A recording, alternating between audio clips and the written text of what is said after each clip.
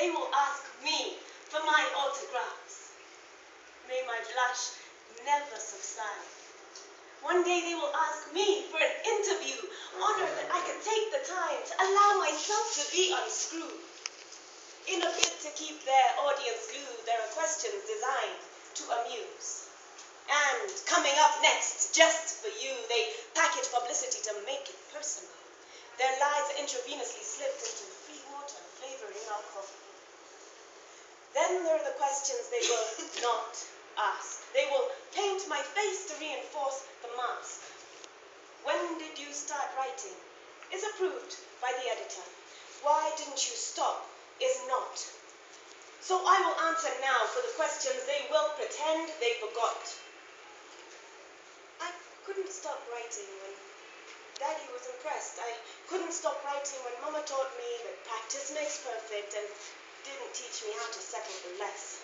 I couldn't stop when my geekiness meant that the cool kids wouldn't miss a chance to laugh at my best. I couldn't stop when there was paper and pen in front of me, though I was meant to be studying for some French test. I couldn't stop when I grew up in an age where writing a love letter means you're desperate. So I still have a chest of poems to crushes who crushed me when all I had was an awkward smile and shaky legs.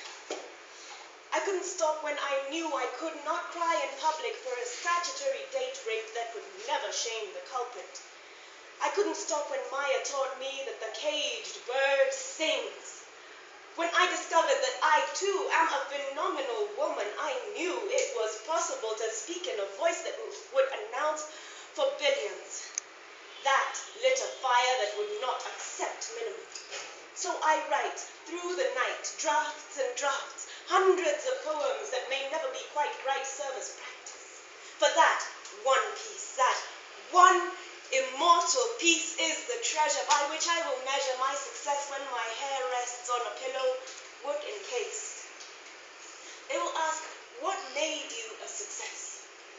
They will not be able to ask what stopped me. Of course, this world is filled with excuses we use to sit in comfort zones from where we can bitch about how successful people owe us their success, so I made a list.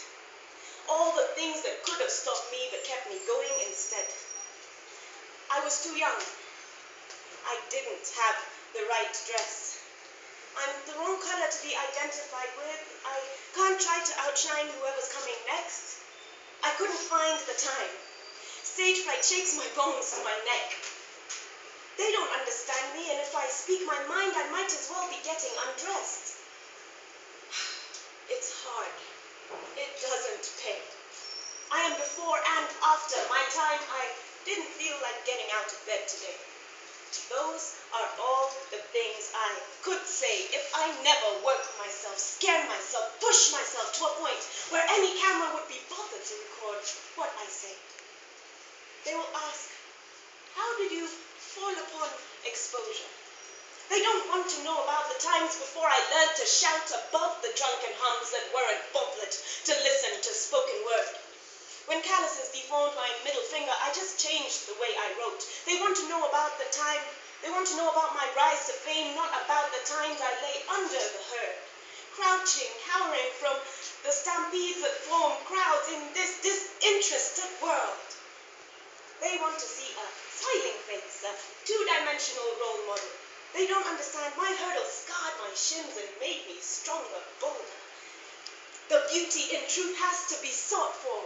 The curvature and the welts from life's daggers hold in them the secrets to true success, but to stop the beautiful, amusing doll from making anyone else feel less, we have to apply mascara. Foundation, smooth away any formative facial lines that would confess that endless comfort zones in themselves concede any real shot at victory. Even in giving life we bleed. And I would hate to see a day when there is footage of me where I cannot be seen.